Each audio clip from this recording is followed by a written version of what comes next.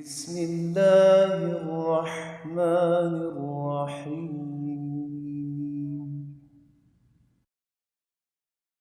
بسم الله الرحمن الرحيم. أفضل الصلاة وأتم التسليم على سيدنا محمد سيد المرسلين في كل وقت وحين. يا ربنا لك الحمد وإلى شرف النبي. الفاتحة. بسم الله الرحمن الرحيم. الحمد لله رب العالمين الرحمن الرحيم مالك يوم الدين. إياك نعبد وإياك نستعين. اهدنا الصراط المستقيم صراط الذين أنعمت عليهم غير المغضوب عليهم ولا الضالين. آمين. Alhamdulillah. So last time we were talking about relationships and about how it being a new year, it's a time for us to really think about our deen. And Sayyidina Muhammad ﷺ said, "Ad-deen mu'amala." Deen is how you interact with people, interact with Allah, and interact with things. So deen mu'amala, mu'amala means your interaction. So deen, your religion, is made up of your interactions. Your religion is made up of your interactions. So, subhanAllah, when I first heard this, it really changed my life when my teacher talked about this. It completely changed my understanding of Islam, and it really made me very happy because I had seen examples of people who claimed deen but had very poor interactions with other human beings. And it didn't sit well with me, but it was something I accepted because what do I know? What did I know at the time? Those people seemed to know more than me. They dressed a certain way and they sort of claimed to have deen and a better deen than anyone else. So when I heard this teaching of the Prophet ﷺ from my teacher in Syria, it really revolutionized my life and my understanding of Islam and really put my heart at ease. And since then has given me, I could say, a new challenge, because it's not just a matter of putting one's heart at ease, it's also raising the bar now in our own lives. If deen is not about the shape of your hijab or how many rak'ah you pray or how much Qur'an you read, but it's really about how you interact with people and things and Allah Himself, then we have a new challenge to work with that perhaps we didn't realize we had when we thought that deen was simply certain rituals to do. So it's a beautiful challenge, and it's an ongoing invitation to be someone who is mutadayyin, to be someone who is mutadayyina, someone who has deen, someone who has interactions that are pleasing to God, that God is happy with, that God is satisfied with. So this is why we were talking about relationships and interactions. And can somebody just remind me what were the different categories that we looked at? Remind us all, as well as if you would like to share any reflections that you had, because we didn't do the reflections during the daras last time. We just said this is something for each one of us to take home and reflect upon personally. So it would be wonderful to hear anything that you want to share in that regard. So maybe someone can just give us the categories first, and then we can open it up to whoever wants to share a particular reflection. So, can I have the categories? Bismillah. Bismillah. So the first category was relationship with objects, those that belong to us and those that belong to others. The second one was our physical environment. Okay, we'll just go a little bit slow because there were some people who weren't here. In case you want to actually do this reflection on your own this week. So the idea was our relationship with objects that belong to us and also objects that don't belong to us. So for example, things that are an amana in our hands, those are the objects that don't belong to us but have been lent to us, have been given to us for a temporary period of time, or we are at someone else's house and we're using something that belongs to them. So money even that we've borrowed, right? How do we feel about spending that versus spending our own money? So these are some of the directions that you can go with when thinking about your relationship with objects, material things. Okay, and the second category was our physical environment. The So third, our physical environment, we said, can be your, if you live, with your parents, it could be just your room. If you are in your own home, then it's your home. How you feel about that place, how you look after it, whether you feel like this is not the home that I want, I'm just waiting to move to a bigger home or a smaller home, or I really hate this thing about the home, I really hate that it's open concept, it just bothers me every time I want to cook. What are the feelings that we're constantly generating in our relationship with the place where we live, and is that how we want it to be? Or can we change that? Can we make it something that is actually reaffirming for us, is actually bringing us to a state of shukr, and so on. And we also talked a little bit about how you nurture your surroundings, how you, I was saying that my teacher talks about how, and actually this relates to another whole series of categories that we were talking about at one point in this class, which is the Falah program, which are 7 habits for a happy existence in this world and the next. And one of those principles that we didn't get to yet, it's actually one of the last ones, I think it's the 6th principle, is make your house a home. So these two, we can relate them to each other, the idea of making your house a place that you really can call home. And in that respect, my aunt talks about how when you, even if you have someone else come and clean your home, it's important that you, from time to time, actually do take your own hand and clean your own home, because it's a way of caressing your home and showing your home that it's loved in so many words. I know that sounds a bit funny to us perhaps, but subhanAllah, we did mention, I think, I'm not sure if I mentioned it last time, but objects are all in a state of worship to God, of God. Every single atom is worshiping God. Every single atom that anything is made out of is in a state of worshiping God. So it has a kind of being to it. It has an existence that's more than just something you can disregard or mistreat, to the degree that Sayyidah Aissa, one time the Prophet ﷺ was walking out, and there was a man coming towards him, and the man was wearing a thobe that was dirty.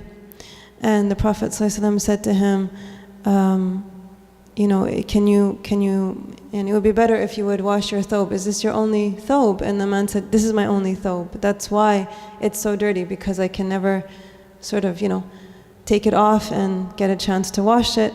So the Prophet ﷺ said, okay, I think he gave him another garment, or he said, just go home and let me take your garment, and I'll have it washed for you. So he took it to Sayyidah Aisha to wash it, and he said to her, wash this garment so that it can come back to doing its tasbih. Because in its state right now, it can't do tasbih because it's too dirty. So before about the 4 things that angels like, the 4 things that really enable you to be in a state of worship or facilitate a state of worship, and we said one of them is cleanliness. So this is all just to say that your objects, they have feelings, quote unquote, or they have a state at least with Allah that can be affected by how you treat them, and that should also affect how you treat them, knowing that that when you wash something, you're bringing it into a better state, you're liberating it to do tasbih as it should. That can enable you to actually have a better relationship with even the idea of cleaning and the habit of cleaning. So that was about your physical environment. And what was the next one? The next one was our virtual environment. So things like our phones, social media, articles, the news, how we interact with them and how we consume them, and how we respond to them. Yeah. So there's so much that can be said. I don't think that you need me to say anything. I think everybody is a little bit aware of, question marks around these things and how they are affecting us, and how we feel when we wake up in the morning, and that's the first thing that we look at, versus how we feel if we don't look at our phone first thing in the morning. And just making sure that we are doing what we want to do, and that we're not just letting this relationship get out of control, where we're being controlled and we're not actually benefiting as we could from these things. And social media is really very powerful in that respect. I'm not sure if this pertains to anyone here, but I have people sometimes, writing to me and saying, I saw this thing on social media, can you please help me to recover from having seen it? And it's very interesting to think that things on social media, it's as if somebody said it to you, which it is someone saying it, obviously, but it's funny, it's not quite, I don't even get quite as many messages saying, my dad said this to me, can you help me recover? My mom said this to me, can you help me recover? It's actually a lot more that I heard this, I saw this on the news, I saw this, just this post on Facebook, and I need help now to recover. One of them was, maybe I'll try to find it, just to give you an example of that. Let me see. So this person wrote to me and shared a little thing that's from Facebook, from some page. And it has a picture of a man. It's like a really dark image. It's blue. It looks like this. And there's a man in the picture who's just holding his head like this, like he's really, really sad. And it says, regardless of how much you want it, if it is not in Allah's plan for you, you will not have it. There is nothing to be disappointed about. Disappointed is highlighted, and the man looks very disappointed. So it's a very strange way to get your message across. Obviously, the positive message that's in there, that could be in there, didn't reach the person at all, because they just felt like, so how can I not feel? What did she say? How do we restore our faith in our dua and fill our hearts with hope when we read almost hopeless posts like this? So, I don't blame her. She's going through something right now where she's really needing to make dua, and then, got exposed to this kind of a post, which made her feel very, a loss of motivation and a real sadness. So that social media, it's playing all kinds of roles in our lives, and intercepting in ways that we might not be conscious of, but that can clearly affect someone's hope and someone's joy and someone's sense of trust in God and all kinds of things. So just again, it's a personal thing. It's not, you can think about it for yourself. You can also think about it if you're in a position of responsibility towards other people, such as your children or whatever, students of yours, that what is it doing? Maybe it's not doing this for you. Maybe if I saw this, I would just be like, oh, what a ridiculous post, what a poorly put together, message, because you should have someone smiling if that's what you're trying to say. Don't be disappointed. You should show us how to not be disappointed. I can look at it maybe like that, and maybe that's as a result of how I grew up, and not being, not having the same relationship to social media that the person who wrote to me has. And it could be an age difference, it could be all kinds of things. So when you think about these things, certainly think about yourself, but also think about other people and how you can help them. And it's important when we hear things like this to not just say, well, it's not my problem, I don't have that problem, so it's not my concern. All of these things should concern all of us, insofar as if a single person is feeling devastated like that, then that should matter to us. And we should also take steps to simply protect people that we know. Okay, so what's after that?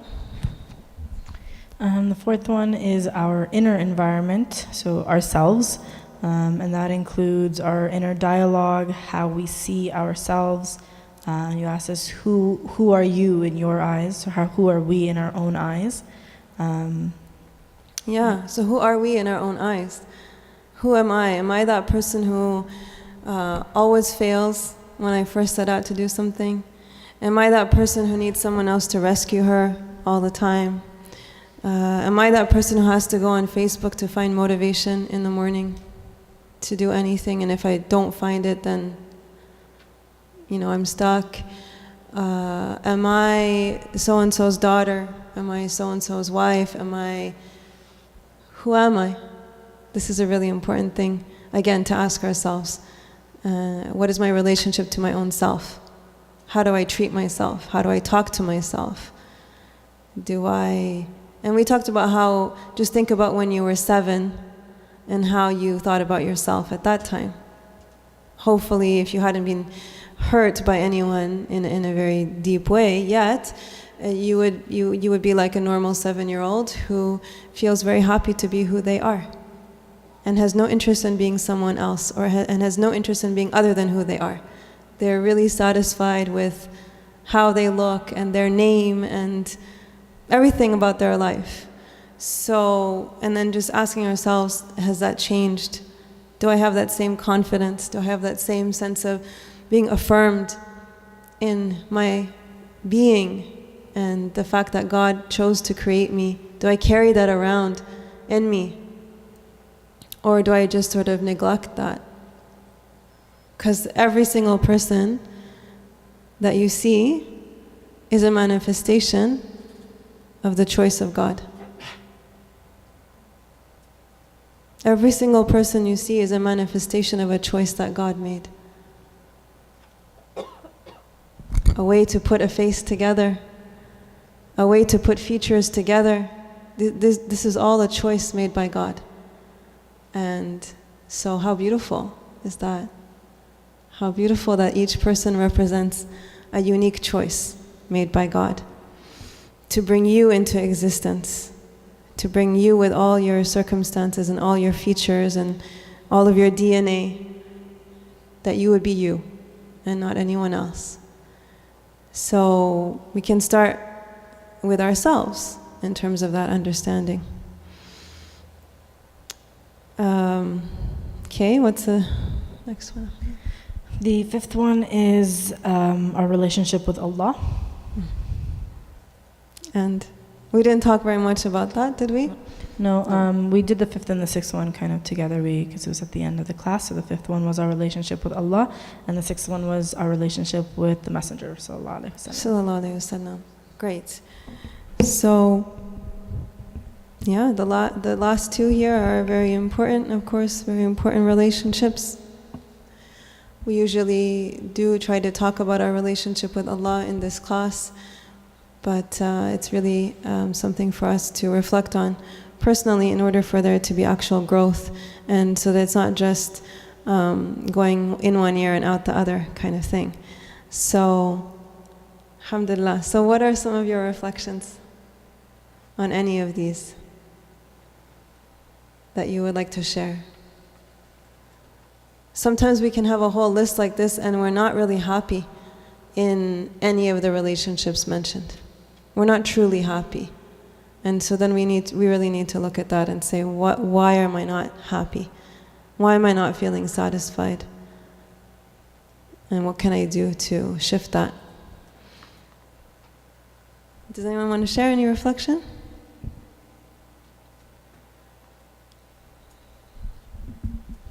Khairia?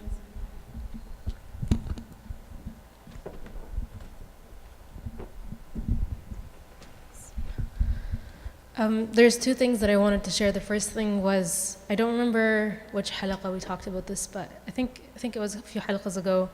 We talked about how when things are not, it's kind of similar to the story, when things are not clean, they can't do tasbih properly. And I think we were talking about dishes at the time or something like that. And so now, whenever I see my things and they're not where they need to be, or they're not in the state that they should be in, I feel for them. And I never used to see that before. I never used to think of that. And it might sound weird, but I almost see them as living things in a sense because of their tasbih. So that's the first thing that I want to share. The second thing was, I'm a perfectionist, and it's not a good thing. at least in most cases. And a few days ago, I walked into the Lotus, and Sheikh Hamdi was talking to a group of people, and he's like talking about how when we feel like there's a fire within us, we should be careful to not burn ourselves with it, and to use that fire to give us warmth or benefit, but to not burn ourselves with it. And when he said that, I really resonated with that, because for me, whenever I do anything wrong, right away it's like, get close to the fire. Did you learn a lesson? Did you do this wrong? Why'd you do this wrong? And how, I'd get really upset with myself. And when he said that, I was like, wow. And it took a lot of reflection and a lot of, it was very humbling. And then I had a conversation with him afterwards, and he was talking about how when we become obsessively critical of ourselves, he called it the super me. And he said you allow the super me to behave as God within you, but without the mercy of God, without the love of God, without his wisdom. And so when you do that, it's incredibly difficult to deal with, and it's incredibly difficult to have to experience that, and it causes a lot of heaviness. Like you build up, you're carrying around a lot of weight because of all the criticism and whatnot. And that was another, like, my mind opened, and I was like, whoa, I could see this now, alhamdulillah, and it's time to work on this. So those are three different things that came to mind when we were going through the list. Alhamdulillah, thank you.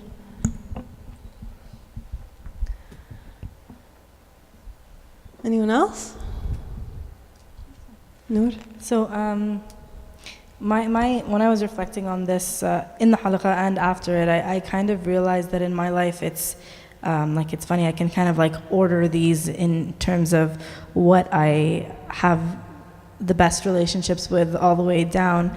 And like a common theme that I found was that the things that involve others I treat better than the things that the impact of which are only felt by me. So something like objects that belong to others, something that is somebody else's, I take much better care of because that is theirs, and I think I see it as an amana, and I treat it better than I would if it belonged to me. Mm-hmm. And it's so funny because Sheikh Hamdi's always, when he's getting mad at us because we've neglected something in the Lotus, and he always says you have to have ownership and treat this as though it's yours. In my head, I'm like, nope, I should definitely not, because I know that if it were my kitchen, it wouldn't look that nice. It wouldn't look like, and my kitchen does not. And so I realized that, anything that is somebody else's or a space that is shared, I'm more likely to treat better than my own. And even in my house, my living room and my kitchen are always in a much better state than my own bedroom. When you were talking about what does your bedroom look like, I was like, oh God, let's not think about that. But then my reflection was that, okay, no, that's not okay. I always used to justify it to myself by thinking I have limited time and limited energy. I have to make a priority list, and the priority always starts with what others will be impacted by. Mm-hmm. But then that's kind of like my justification to always have my own things in a pretty messy state, because I'm like, well, if I have to clean this or this. So I just kind of realized that no, I have to, they're both sacred in their own way, and so I have to do a better job of trying to do both somehow. MashaAllah. That's beautiful. They're both sacred in their own way. Yeah, that's great. MashaAllah. So that's important because, everywhere that you are, there are angels. So there are angels if it's clean. Let me put it that way. And you want angels to be there. And where you sleep and where you change your clothes and everything, that's sacred. And you do want it to be a place where angels are present. And when you start to do that and you make sure that you're taking care of yourself and your surroundings, a lot of things will change in other things too. It's not an either or. It's not like now you're going to just privilege your own self over others, with this kind of sort of dichotomy that you were thinking of before that, okay, I have a choice. Either I, take care of what impacts others, or I take care of what impacts myself. It's not really like that in reality, because how you are with yourself, how you are with your own room, with your own space, how you are with your own relationship with Allah, it impacts everyone else. And it is the way to properly impact everything else and everyone else. And that's why there's a proper order in how we do things in Islam. And we always have to start with looking after our own duties in our relationship towards Allah. It always comes first. And it's not an act of selfishness. We're a religion that resists selfishness all over the place, from top to bottom. The idea is not to serve your ego, but you have to focus on your own well-being before you can focus on other people's well-being. And you have to recognize that your well-being will lead to other people being taken care of. You want the mic?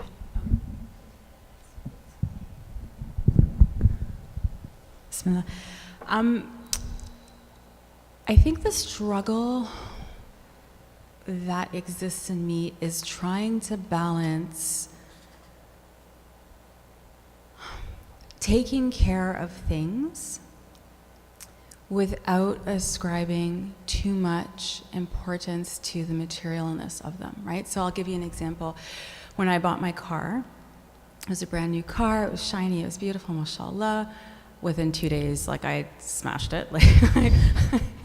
I had banged it up against a pole, and there was a dent and a scratch. And I didn't care. I really, people were like, oh my God, it's a brand new car. And I was like, whatever, it's just a car, right? It still works, alhamdulillah, it's fine. And the scratch is still there 5 years later. So that kind of is indicative of the way that I am. So I can buy a $500 jacket and toss it on the chair and not think about if the cat jumps on it and this, that, because it just, I like nice things, and I'm always grateful for being able to have them. But I try to stay really conscious of the fact that they're just things.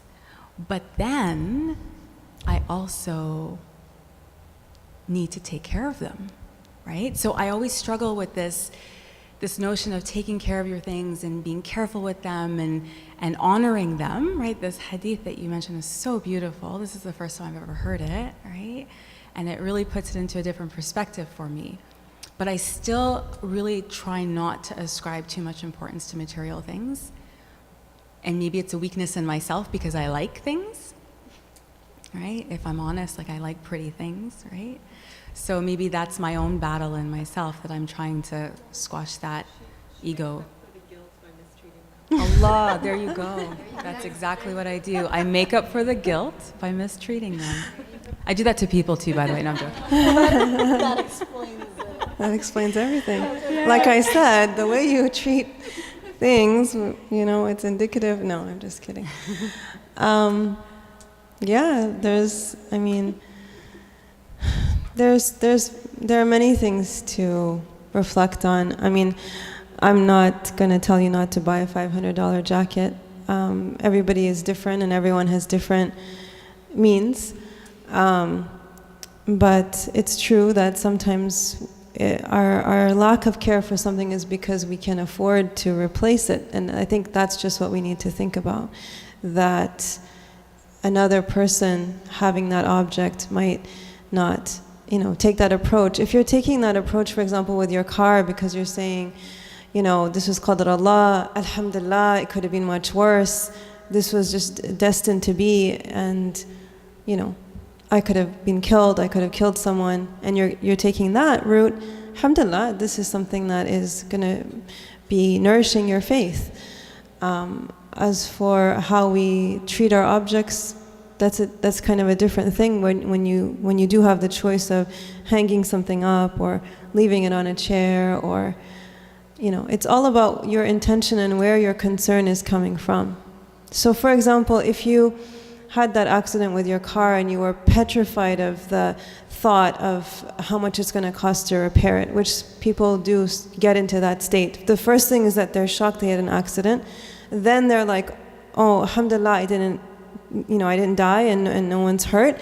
And then it's a fear of the final cost, which is not a good thing. It's not good to be so afraid and so, worried about something like that, and to know that I can continue the life of this car with a dent in it. It's not the end of the world. Things like that, you have to, of course, to have a robust sense of well-being, and to allow the blessing of what happened to overwhelm the worry about anything else, any minor other issues. This is something good. But to have an object, like I said, like a $500 jacket or something, where you can honor that and you can just hang it up, I think they're two different things, essentially, is what I'm saying. And maybe you need to just sort of separate them in order to address what's good, and then maybe what you have to rethink. I mean, it's good, like I said, to be able to let go of something and to not freak out about your car, let's say. But how I treat things, whether it's $500 or whether it's $2, it's a blessing from Allah. And we have to also think about these kind of blessings in terms of the teaching of the Prophet ﷺ, who, and you heard this teaching recently from Sheikh Khalid, if you were here, that one time the Prophet ﷺ came out of his home at a time when he didn't usually come out of his home. It was during the heat of the midday, and he didn't expect to find anyone else out at that time. It wasn't a time when people came out, and he found his two companions out as well. And they asked him, why are you out? And the Prophet ﷺ asked them, why are you out at this time? And they said, we've come out, O Messenger of God, because we're hungry. And some of the narrations say they were looking for food, and some just say it was just to move, just to forget that they were hungry. And the Prophet ﷺ had also come out for that reason as well. And so they were blessed to go to the home of one of the companions who had wealth and who had a date orchard, and they were eventually served very generously by this companion. And they sat in the shade, and they had sweet, cool water to drink, and they had dates. And the Prophet ﷺ said, these are the things that you'll be asked about. These are the blessings that you'll be asked about. And it's understood from the hadith that even the shade that you're sitting under, you'll be asked about that. It's a blessing. And to be relieved of, lack of something is a blessing. To be clothed is a blessing. So if you look at it from that perspective, then it can be a means for you to develop a relationship with Allah. Otherwise, it's going to be neither here nor there in our minds. I mean, do you hang up your jacket or do you leave it on a chair? It's what does it really matter at the end of the day? But it's about how you feel about that thing, how you understand where it came from. And we can see that very clearly, I think, with food. When we start to really think about what it means to throw away food. Not only in terms of the fact that there are people who don't have food, but think about, throwing away, for example, a piece of meat. That's an animal's life. Like, the animal lived their whole life, and it was slaughtered at the end, and it was brought to you, and that represents resources. It represents time on the part of the farmer. It represents years of life that this animal, in our understanding, in our perspective, the animal offers itself for this part of its relationship with Allah and what it understands it was created for, that it willingly comes to be slaughtered for the sake of benefiting a human being. And then what does it mean when we just throw that out? Or what does it mean when we let eggs go bad? I mean, the effort that this hen, put into taking care of that egg and laying it and then looking after it, and so many things like that. When we start to see it that way, we understand these are things that you'll be asked about, because it's not just you taking it off the shelf in a store. There's an entire sequence of things that happen in order for you to be able to have that, and it was written for you by God from the moment that someone started to work on that jacket to create it. So it was written for you by God. Yeah. I like that. Allah ya Allah, Allah ya Rahim. Allah, Ya Allah, Allah, Ya Kareem. Of you, my Lord, I'm asking the gaze of your affection to heal all wounds and hidden diseases and addictions.